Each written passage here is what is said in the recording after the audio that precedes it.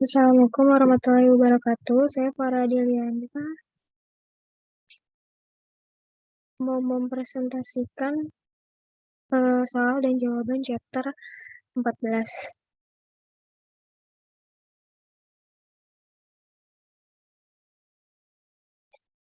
tentang non-current liabilities. Pertama, di E14.5 ada entries for bond transaction. Asumsikan informasi yang sama seperti pada E14.4 kecuali bahwa obligasi diterbitkan pada 84,95 untuk menghasilkan 12%. Instruksi, buatlah ayat jurnal untuk mencatat hal-hal berikut. Pembulatan ke euro terdekat. A. Penerbitan obligasi. B. Pembayaran bunga dan amortisasi terkait pada tanggal 1 Juli 2019. C. Akrual bunga dan amortisasi terkait pada tanggal 31 Desember 2019. A. Yang penerbitan obligasi itu ada cash terhadap bond payable 679.600 dari 800.000 dikali 0,8495. Yang B, interest expense sebesar 40.776 dari 679.600 dikali 12% dikali 1/2 terhadap bond payable dan cash. Bond payable-nya 776 dan cash-nya 40.000 dari 800 dikali 10% dikali 6/12. Yang C, interest expense sebesar 40.823 dari 679.600 ditambah 776 dikali 12% dikali 1/2 terhadap bonds payable dan interest payable sebesar 823 dan 40.000. Lalu 14.8 entries and question for bond transaction. Pada tanggal 30 Juni 2018, Marsies SA menerbitkan 5 juta nilai nominal 13%. Obligasi 20 tahun pada 5.376.150 untuk menghasilkan 12%. Obligasi tersebut membayar bunga setengah tahunan pada tanggal 30 Juni dan 31 Desember. Instruksi, buatlah ayat jurnal untuk mencatat transaksi tersebut. 1. Penerbitan obligasi pada tanggal 30 Juni. 2. Pembayaran bunga dan amortisasi premi pada tanggal 31 Desember. 3. Pembayaran bunga dan amortisasi premi pada tanggal 30 Juni. 4. Pembayaran bunga dan amortisasi premi pada tanggal 31 Desember. Yang B. Menampilkan penyajian laporan posisi keuangan yang tepat untuk liabilitas hutang obligasi pada laporan posisi keuangan 31 Desember 2019. Yang C. Berikan jawaban atas pertanyaan-pertanyaan berikut ini.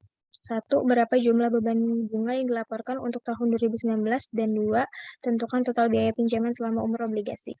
Yang A. Itu Juni, cash terhadap bond payable 5.376.150.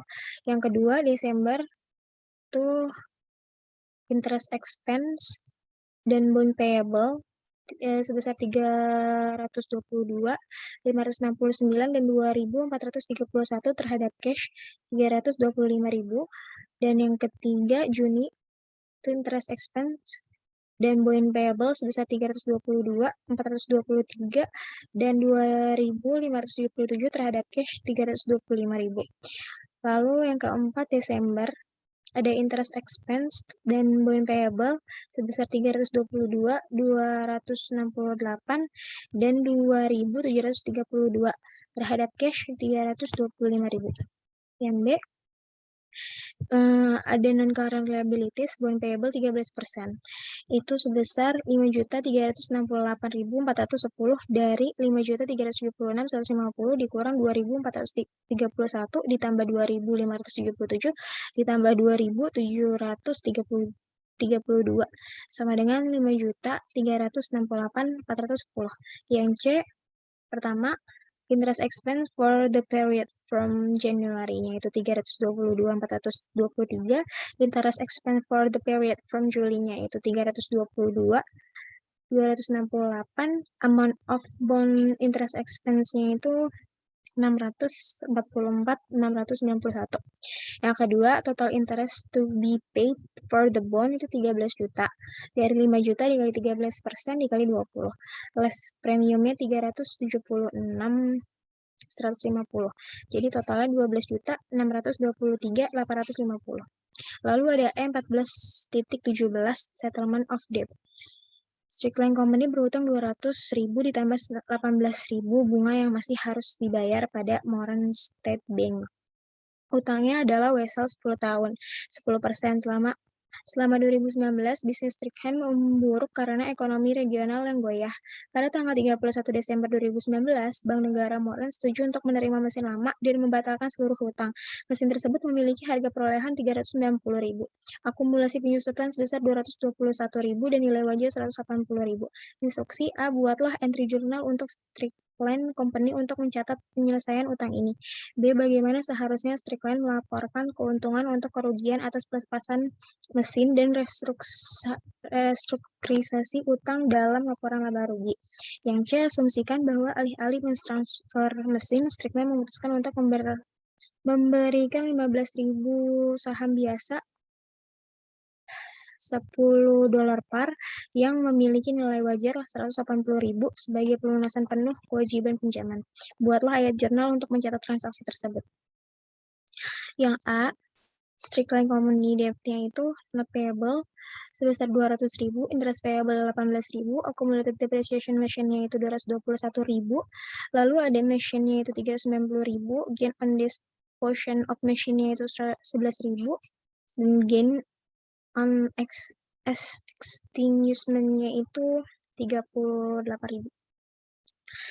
Yang B, gain on disposition of machine and the gain on extinguishment of debt should be reported under other income and expense in the income statement. C, itu Strickland Company debitornya itu not payable 200.000, interest payable 18.000, share capital ordinary-nya 150.000, share premium ordinary-nya 30.000, gain on extinguishment of debt-nya itu 38.000. Lalu 14.20, entries for settlement of debt. Pertimbangan situasi independen berikut. Instruksinya, yang A, berutang Gotip berutang 119.800. Utangnya adalah 10 tahun, 11% dengan catatan. Terus menerima sebagian tanah, membatalkan utang. Tanah tersebut memiliki nilai buku 90.000 dan nilai wajar 140.000. Siapkan entry jurnal pada buku Gottlieb. Lalu yang B, Fargo Corp berutang 270.000 kepada First Trust dengan website bertenar 10 tahun 12%. Lalu siapkan entry jurnal di Virgos buku pada tanggal 31 Desember 2019, 2020, dan 2021. Lalu yang A ada not payable sebesar 199.800, properti 90.000, gain on disposition of property 50.000, dari 140.000 dikurang 90.000, gain on extinguishment of debt-nya itu 59.800, dari 199.800 dikurang 140.000. Lalu yang B ada present value-nya itu 188.615, terus yang for 2 years-nya itu 8% sebesar 19.616. Lalu fair value of note-nya 208.231. Terus Fargo Corp entries-nya itu ada notes payable old-nya itu 270.000, gain on extinguishment-nya itu 61.769, not payable new-nya itu 208.231. Lalu yang 2020-nya itu interest expense-nya itu 16.658, not payable-nya 5.658, dan cash-nya itu 5% dikali 220.000, 11.000, sebesar 11.000. Lalu tahun berikutnya interest expense itu sebesar 17.111, terus not payable 213.889, lalu cash-nya itu ada 231, dari 220.000 ditambah 5% dikali 220.000. Lalu P14.2, issuance and retirement of bond. Venezuela sedang membangun arena hoki baru dengan biaya 2.500.000.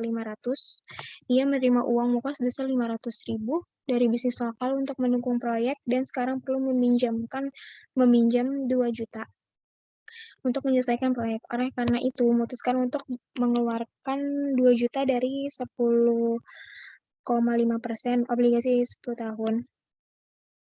Lalu instruksinya buat air jurnal untuk mencatat penerbitan obligasi pada tanggal 1 Januari. Yang B, siapkan jadwal amortisasi obligasi sampai dengan dan termasuk 1 Januari.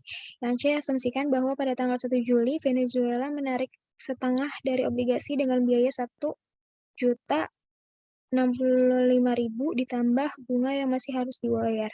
Buatlah ayat jurnal untuk mencatat pensiun ini. Yang A, present value of the principal-nya 771,80.